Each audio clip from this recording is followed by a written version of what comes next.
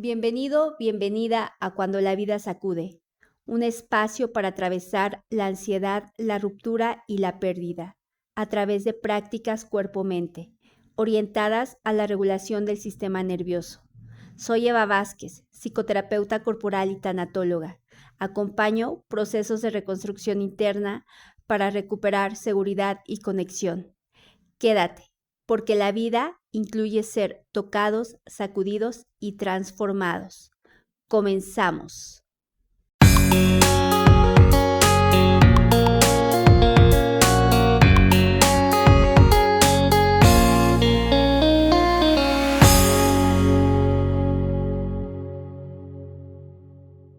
¿Qué pasaría si te dijera que el problema no es la ansiedad, sino la guerra constante que tienes con ella?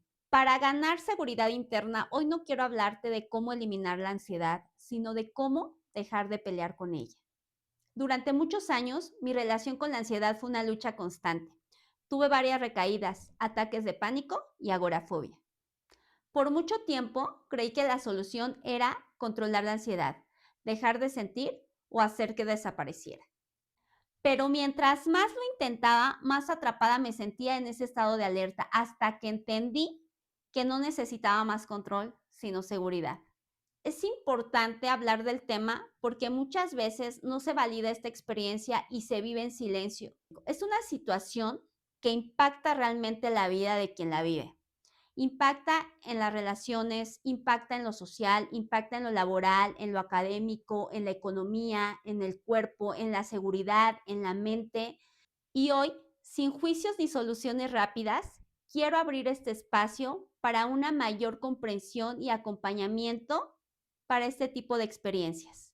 Quiero compartirte que la ansiedad no es algo raro ni aislado, es uno de los trastornos mentales más comunes a nivel mundial.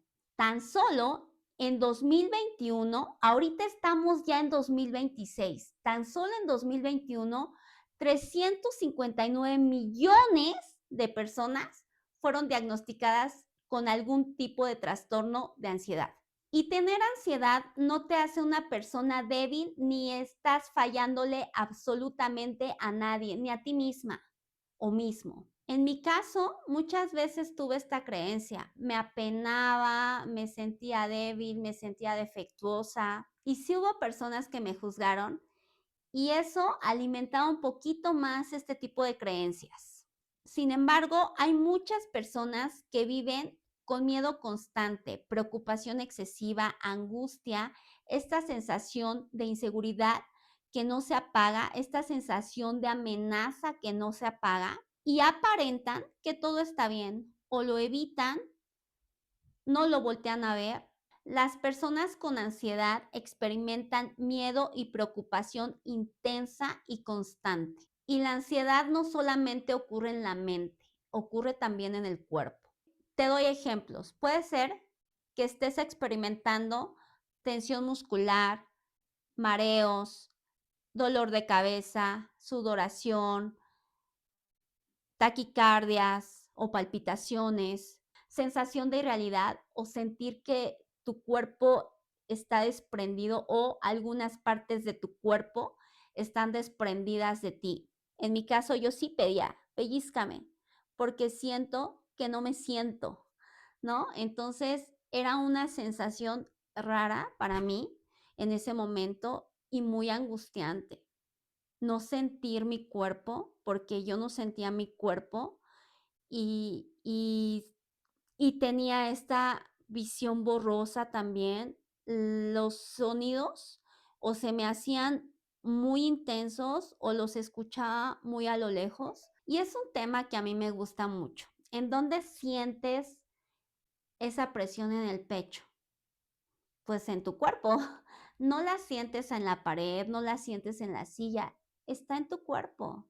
La ansiedad se vive en el cuerpo, la depresión se vive en el cuerpo, la angustia se vive en el cuerpo, el miedo se vive en el cuerpo, el enojo se vive en el cuerpo. Y en este estado de alerta no es que la persona no quiera calmarse o no esté poniendo de su parte, es una situación que no está a voluntad de la persona, es una situación que no tiene nada que ver con la decisión de la persona. Es mentalmente, la persona puede decir, quiero calmarme, pero su cuerpo no se lo permite porque se trata de una respuesta automática del sistema nervioso. Lo que ocurre en el sistema nervioso es que está en un estado de rigidez y está en modo alerta. En el cerebro existe un sistema de alarma encargado de avisar cuando hay peligro, de detectar amenaza, y entonces es cuando se envía señales al cuerpo para que éste se prepare para la lucha, la huida o la congelación. Y es cuando la persona experimenta que su corazón se acelera,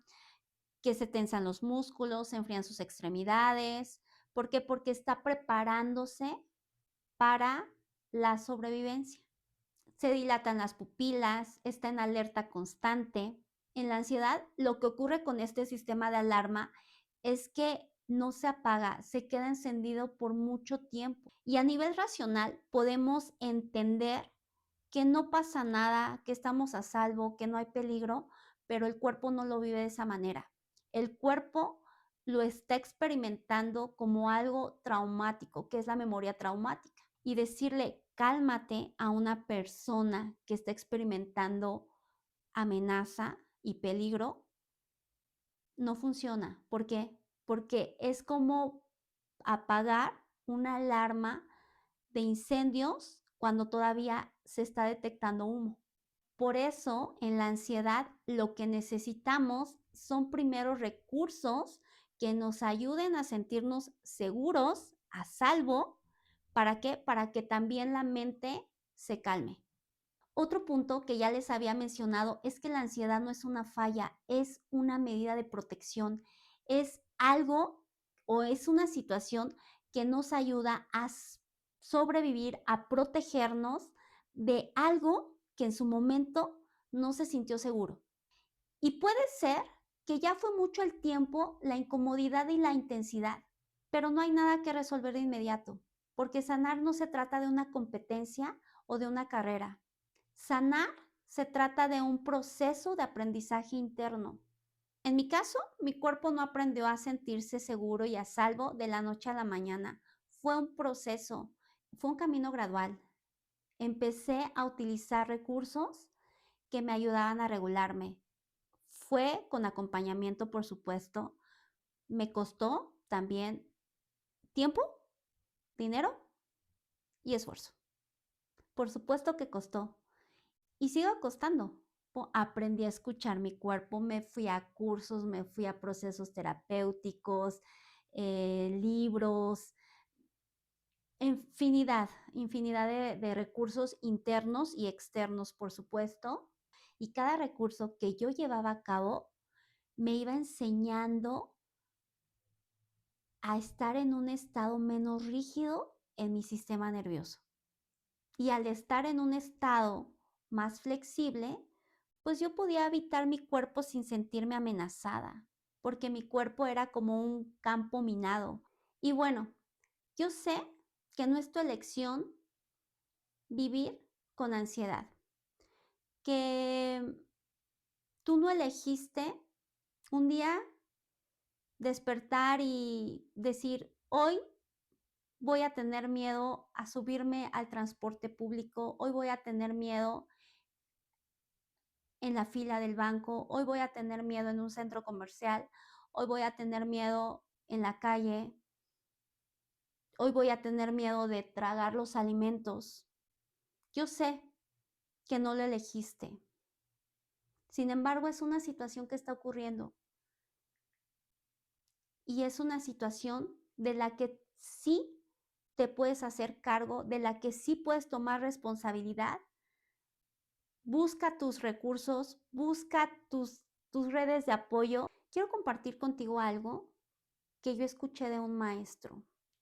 Él nos decía a un grupo de alumnos, nos decía, ahora tú eres tu mejor papá y tu mejor mamá.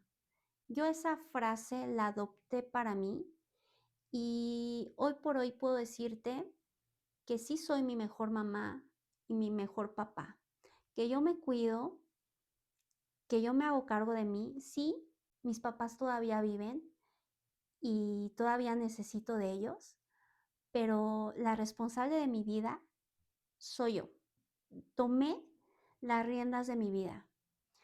Por hoy soy una mujer autónoma, autosuficiente y funcional, cuando muchas veces no lo fui.